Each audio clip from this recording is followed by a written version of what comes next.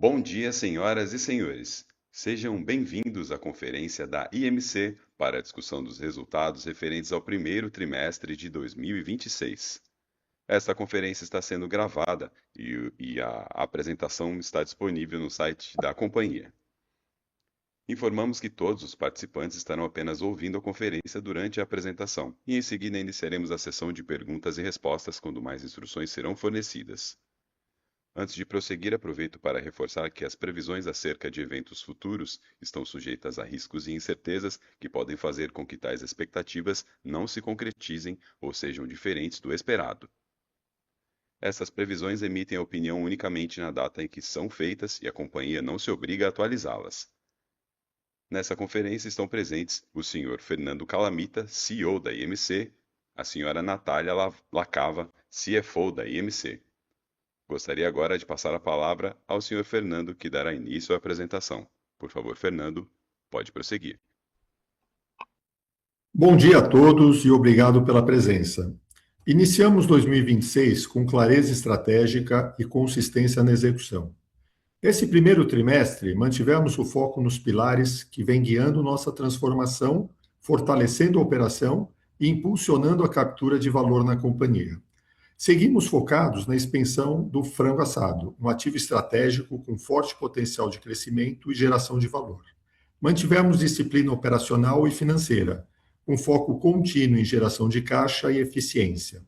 Além disso, seguimos trabalhando na identificação de oportunidades que contribuam para a recuperação da operação nos Estados Unidos. Paralelamente, continuamos trabalhando na simplificação do negócio, readequando o portfólio, aumentando o foco operacional e fortalecendo nossa capacidade de geração de caixa.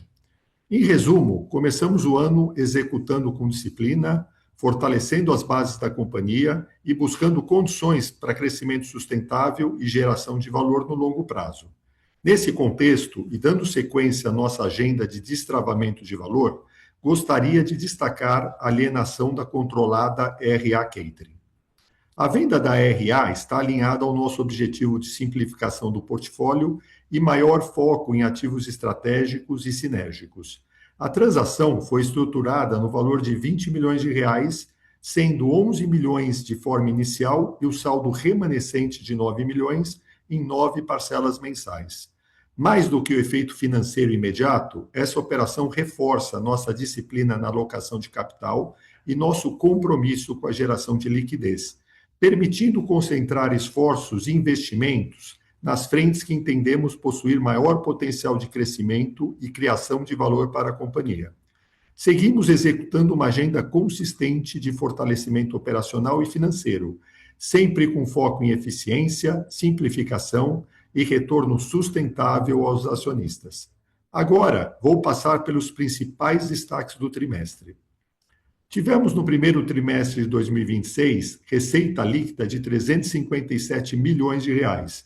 Apesar da redução de 8% em relação ao mesmo período do ano anterior, registramos crescimento de 3% na visão pro forma, refletindo maior estabilidade operacional e evolução das iniciativas implementadas ao longo dos últimos trimestres. O EBITDA ajustado pré-IFRS foi de R$5 milhões. Embora abaixo do registrado no mesmo período de 2025, apresentou evolução de 27%, desconsiderando efeitos extraordinários, refletindo a recuperação gradual do negócio. Seguimos avançando também na disciplina de despesas, com redução de 37% no D&A corporativo, refletindo os esforços contínuos de simplificação da estrutura e captura de eficiências. Outro destaque importante do trimestre foi a forte evolução do fluxo de caixa operacional, que alcançou R$28 milhões, representando uma melhora de 14 milhões em relação ao primeiro trimestre de 2025 e 21 milhões após os investimentos. Esse resultado reforça nosso foco na geração de caixa e na melhoria do capital de giro. Além disso, encerramos o trimestre com dívida líquida de 193 milhões, uma redução de 51% em relação ao primeiro trimestre de 2025, e alavancagem de 2,5 vezes, em linha com o mesmo período do ano passado. Vou falar agora sobre o desempenho das nossas operações. A receita da operação do frango assado no primeiro trimestre de 2026 foi impactada pelo término do prazo contratual de 2 postos no final do ano passado. Priorizamos a renovação dos contratos dos restaurantes, em linha com nossa estratégia de alocação de capital em ativos com maior retorno. Ao mesmo tempo, renovamos nossa parceria com o nosso principal parceiro de distribuição de combustíveis, incluindo investimentos na modernização e renovação dos postos, reforçando nosso compromisso com a qualidade da operação e a experiência dos clientes. A receita líquida de 156 milhões registrada no primeiro trimestre de 2026 apresentou redução de 4,4% em relação ao mesmo período de 2025, impactada pelo encerramento dos 2 postos. Contudo, considerando a base comparável, registramos crescimento de 1,6%. Embora tenhamos observado redução de receita nos restaurantes, essa queda foi compensada pelo aumento do faturamento das operações de postos. Com relação ao same-store sales do primeiro trimestre do ano, o indicador permaneceu estável, refletindo a resiliência da operação em um cenário de elevada competição no segmento de alimentação fora do lar e de maior busca do consumidor por conveniência e preços mais competitivos. Passando para a operação da Pizza Hut, o trimestre consolida uma virada operacional robusta. A receita líquida atingiu 45 milhões de reais, um crescimento de 6,7%, impulsionado pelo aumento da venda média por loja e pela maior participação do delivery, que registrou um crescimento expressivo de 16%. Revertemos a queda de same-store sales do ano anterior, com uma alta de 8% neste ano, reflexo da recuperação do negócio e da estratégia de ampliação de delivery. O maior destaque, porém, está na última linha. Saímos de um EBITDA negativo para positivo, alcançando margem de 9,3%. É um resultado que comprova nossa evolução em eficiência, rentabilidade e capacidade de geração de caixa na marca. Passando para o desempenho das marcas nacionais, observamos um trimestre de ajuste estratégico focado em rentabilidade. Apesar da queda de 5,4% na receita líquida total, impactada pelo fechamento de lojas para a reforma e pela operação de catering, alcançamos um crescimento de 2,5% na base comparável. Esse avanço é reflexo do same-store sales de 6,5% no trimestre, alavancada pelo segmento de hospitais e pelas campanhas assertivas no Viena. Do lado operacional, o destaque vai para a expansão da margem. Embora o EBITDA reportado tenha recuado, quando isolamos os efeitos do catering, entregamos um crescimento de 9% no EBITDA ajustado, com ganho de 151 bips. Esse resultado ratifica nossa estratégia de foco nas operações de maior valor agregado e com maior sinergia. Seguimos agora para a operação Margaritaville. Os restaurantes nos Estados Unidos foram afetados por um cenário externo desafiador no primeiro trimestre desse ano, em que efeitos climáticos adversos impactaram significativamente o fluxo de consumidores nas lojas. Isso resultou em uma redução de 10% na receita e um same-store sales negativo de 8%. Ainda assim, nosso foco esteve na mitigação desses impactos por meio de um processo disciplinado de racionalização das despesas.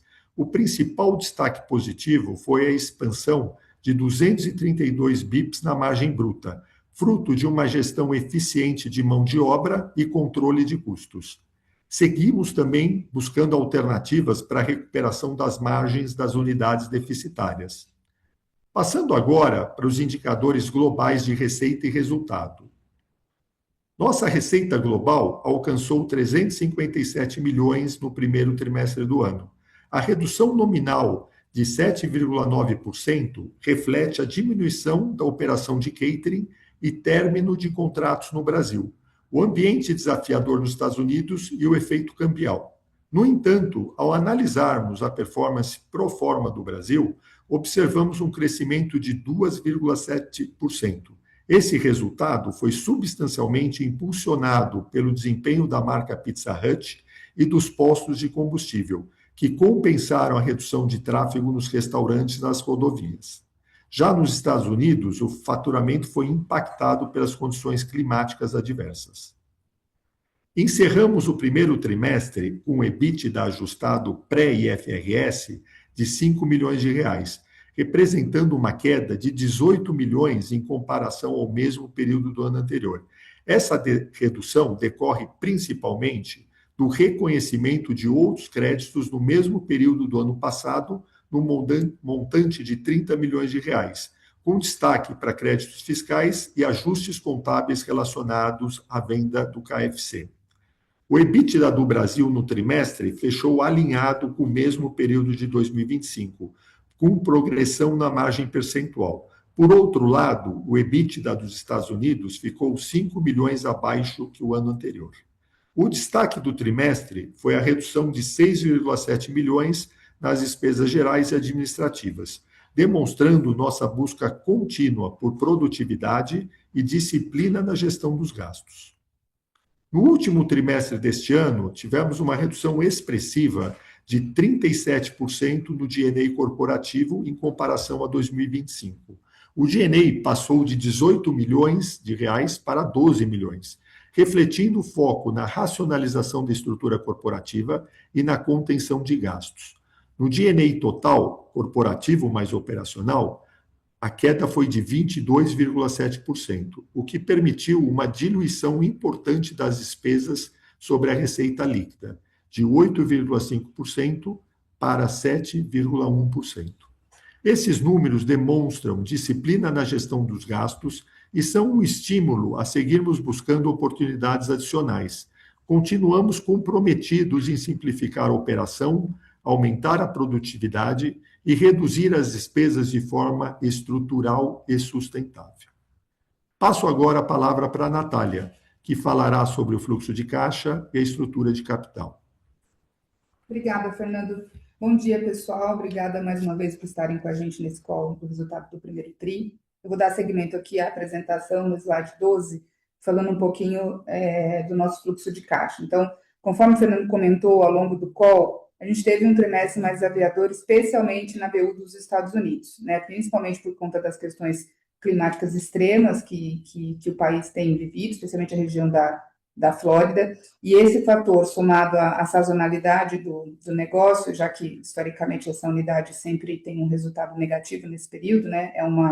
Lembrando que as lojas dos Estados Unidos são uma opção de destino, geralmente usada durante as férias, então isso acabou trazendo uma pressão adicional, mas a notícia positiva é que a gente conseguiu reagir muito bem, a gente encontrou alavancas importantes no negócio no Brasil, especialmente nas marcas aí do frango assado e Pizza Hut, e a gente conseguiu administrar de uma forma muito eficiente o nosso caixa, mostrando uma evolução relevante e com iniciativas com efeito caixa, o que é mais importante ainda, né? Uma conversão de EBITDA em caixa muito maior do que historicamente a gente entregou. Então, o nosso fluxo de caixa operacional ele foi de 15 para 28 milhões, considerando só as operações continuadas, ou seja, a gente tira o KFC do ano anterior para ficar comparável, então a gente praticamente dobra o nosso fluxo de caixa operacional.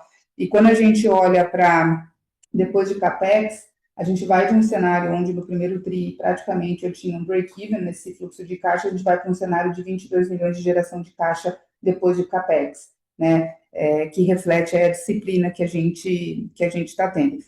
Além, assim, só para explicar um pouquinho melhor, são uma série de iniciativas, né, que fazem a gente chegar nesse lugar. Então, conforme o Fernando falou, a gente está tendo uma disciplina muito forte em G&A, estamos sendo bastante criterioso aqui, enxugando a estrutura até fazendo um resizing da companhia com a saída do KFC. A gente teve iniciativas de renovação das parcerias em postos, postos tem sido uma BU que tem trazido um excelente resultado para a companhia, e o turnaround de pizza, né? Pizza deixa de ser uma BU que consumia caixa para ser uma BU que gera caixa.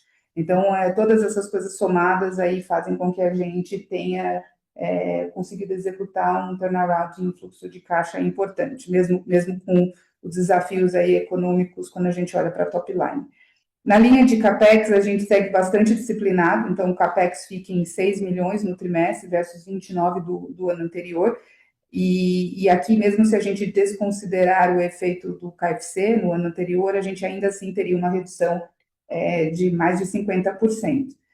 Esse movimento também é consistente quando a gente olha os anos anteriores, se vocês olharem todos os outros trimestres de 23 e 24, a gente rodava em CAPEX na casa de 30 a 40 milhões, então é realmente uma conquista, acho que aqui, apesar de ser só um número, reflete um pouquinho de toda a estratégia da gente de focar nos negócios de ROIC maior, que tem menor necessidade de investimento, e que a gente é proprietário da marca. Então, isso trouxe esse resultado para a companhia. Para 26, a gente mantém essa agenda de disciplina, com foco ainda em melhorar mais ainda a geração de caixa, priorizando um CAPEX de manutenção e aberturas bastante seletivas, principalmente no frango assado. Quando a gente vai para o próximo slide, falando agora um pouquinho de estrutura de capital, dívida bruta da companhia encerrou o trimestre com 398 milhões, refletindo as amortizações extraordinárias que a gente fez ao longo do período, né? A gente usou aí em torno de 50% de todo o capital que entrou da venda de ativos para amortizar a dívida. A dívida líquida ficou em 193 milhões, reflexo da geração de caixa operacional que eu mostrei anteriormente, assim como os M&As. E a posição de caixa que vocês enxergam em março, ela já reflete as entradas e os pagamentos, tá? Das dívidas, isso a gente fez dentro do próprio mês de março, inclui todas as amortizações. A única operação que ainda não inclui é a transação de catering, que o closing ainda está por acontecer, e o valor... Então, mas só estava encerrando aqui fazendo o último comentário, acho que para fechar, reforçar o nosso foco em continuar melhorando a geração de caixa operacional, com uma agenda bastante disciplinada em despesas e investimentos, e sendo bastante seletivo na alocação de capital. Parte dessa eficiência deve ser reinvestida no negócio, principalmente no frango assado, é assim que a gente enxerga. E também acho que vale comentar que muitas das iniciativas que a gente está implementando ainda não estão 100% refletidas nos números do primeiro TRI, tá? O que reforça uma visão otimista que a gente tem de que a gente ainda tem mais eficiência para entregar nos próximos trimestres. E mesmo diante de um cenário econômico mais desafiador, a gente acredita que a companhia tem conseguido evoluir para ter um equilíbrio financeiro mais sólido. Então, agradeço a atenção de todos e eu passo a palavra de volta para o Fernando fazer o fechamento. Obrigada. Obrigado, Natália, pelas explicações. Para encerrar nossa apresentação, gostaria de falar de nossas prioridades para os próximos trimestres. A gente vê o frango assado como um negócio forte, com boas margens e grande potencial de crescimento. Nosso foco é seguir buscando um crescimento de receitas de forma sustentável e orgânica, considerando sempre potenciais parcerias. Na Pizza Hut, buscamos dar continuidade ao momentum de 2025 e do primeiro trimestre desse ano, onde a gente seguiu bem, forte, com crescimento das receitas e das margens através de inovação e eficiência operacional. Nos Estados Unidos, nosso foco segue sendo a recuperação das vendas através de iniciativas voltadas à experiência do consumidor, eventos, inovação de produtos e serviços, assim como na recuperação das unidades deficitárias. No nível corporativo, mantemos nosso compromisso com a disciplina financeira e geração de caixa. Agora, eu e a Natália estamos à disposição para responder suas perguntas na sessão de Q&A. Iniciaremos agora a sessão de perguntas e respostas para investidores e analistas. Caso deseje fazer alguma pergunta, por favor, clique em levantar a mão. Se a sua pergunta for respondida, você pode sair da fila clicando em abaixar a mão. Para perguntas por escrito, digite seu nome e companhia no campo de Q&A. Vou começar aqui. A primeira pergunta é do Osmar Alves. O Osmar pede para a gente atualizar sobre a venda da operação do KFC, se ainda tem algum saldo a receber da empresa do Chile e qual montante. Olá, Osmar, Natália aqui falando. Não, a gente concluiu a transação e com relação ao valuation da operação, a gente não tem não tem um montante a receber relacionado aos 60 milhões de dólares que foi a operação total, tá bom? A gente tem alguns trâmites de passagem de bastão final do back-office, muito, muito pequeno, irrelevante aqui no todo, mas os 60 milhões de dólares a gente já recebeu a totalidade, tá bom? Lembrando que para fazer perguntas, basta digitar seu nome e companhia no campo do Q&A. Por favor, aguarde enquanto coletamos as perguntas. Agora tem uma pergunta do Roberto Duncan. Bom dia, parabéns pelos resultados. Vocês irão realizar nova amortização extraordinária com a venda do catering? Pode dizer o valor e o timing como enxergam o CAPEX dos próximos tris? Pode ser alinhado com o número que vimos do primeiro tri? Olá, Roberto. Então, vamos lá. Sim, pela nossa escritura, qualquer M&A, a gente é obrigado a fazer uma amortização extraordinária. Em função do valor recebido ser ainda um valor pequeno, e a gente ainda tem o closing da transação, então acho que é cedo para falar. Assim que a gente tiver o closing e concluir todas as condições precedentes, aí sim começamos a discussão com os bancos, e a gente geralmente tem 60 dias para efetivar, tá? E o CAPEX para os próximos trimestres, Roberto, sim, ele deve seguir a mesma agenda de diligência, tá? Tem uma questão de concentração, geralmente o segundo e terceiro tri costumam ser maiores que o primeiro e que o quarto, mas eu acredito que você não vai errar muito, né, anualizando aí o trimestre, tá? Mas o segundo e o terceiro costumam ser um pouco mais fortes.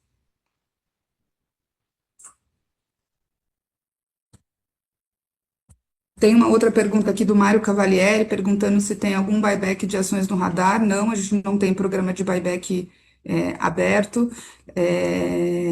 E o nosso, acho que tem duas perguntas aqui perguntando de lucro, acho que é importante a gente ter em mente que a IMC ela é uma empresa que, né, carregou uma série de investimentos no passado, alguns ágios por diversos M&As, então a amortização e depreciação acabam pesando muito no número, é por isso que o lucro acaba sendo influenciado por isso, mas o nosso foco aqui está 100% na geração de caixa, tá, Mário? Bom, aqui tem uma pergunta do Matheus Parisi. Bom dia, já faz tempo que as operações dos Estados Unidos fecham no vermelho, não seria a hora de tentar a venda desse negócio? E aproveitando, trazer alguma nova marca para o Brasil, existe algo no radar? Matheus, obrigado pela pergunta. Os Estados Unidos foi, por bastante tempo, um negócio bastante rentável e importante para a companhia. De fato, os últimos anos têm sido bastante desafiadores. A gente também implementou mudanças ali, inclusive no ano passado, na administração, trazendo pessoas bastante capacitadas e experientes nesse segmento, e nos Estados Unidos. Então, nós seguimos com a expectativa de dar uma virada nesse negócio. As discussões têm sido muito produtivas, com identificação de oportunidades tangíveis, a exemplo do que tem sido feito aqui no Brasil, né, nessa transformação. Então, por essa razão, a gente entende que nós temos e devemos seguir com essa agenda. A gente espera, assim, logo poder trazer um resultado diferente para essa operação. Bom, seguindo aqui, tem uma pergunta do Osmar novamente. Como a empresa considera a cisão do contrato de acionistas da família Martins e Grupo Ian, e se isso pode afetar a operação da companhia? Osmar, não, isso não deve afetar em absolutamente nada a operação da companhia, isso já era esperado, né? Existia um contrato de lock-up lá da negociação que foi feita há bons anos atrás, isso se encerra agora, né, e por isso que o acordo de acionistas se encerrou, assim como a gente também já não tem no conselho nenhum representante da Ian, então acho que é um processo natural em função da venda do KFC, e não afeta em absolutamente nada a operação da companhia. Obrigada pela pergunta.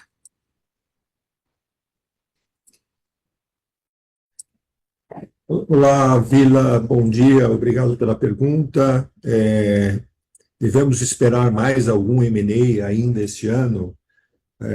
Vila, estamos constantemente avaliando oportunidades e parceria de negócios. Isso é algo que está aqui presente nos nossos pilares, e sempre com foco de busca de fortalecimento da marca e geração de valor para a companhia. No momento, não há qualquer fato novo e eventuais desenvolvimentos serão comunicados ao mercado assim que existir, e se existir. Obrigado, Vila.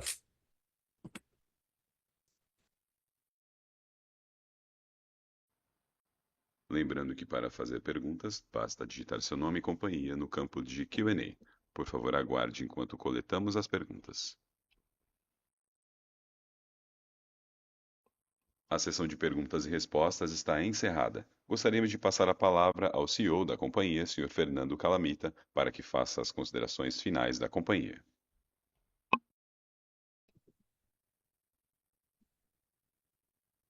Agradeço a participação de todos, espero encontrá-los no próximo call. Estamos muito animados com os próximos passos e como já estamos próximos, não estamos próximos do horário de almoço, mas logo estaremos. Fica o convite a todos para o almoço no Viena. Obrigado, gente. Até a próxima. Obrigada. Tchau, tchau. A conferência da IMC está encerrada. Agradecemos a participação de todos e tenham um bom dia.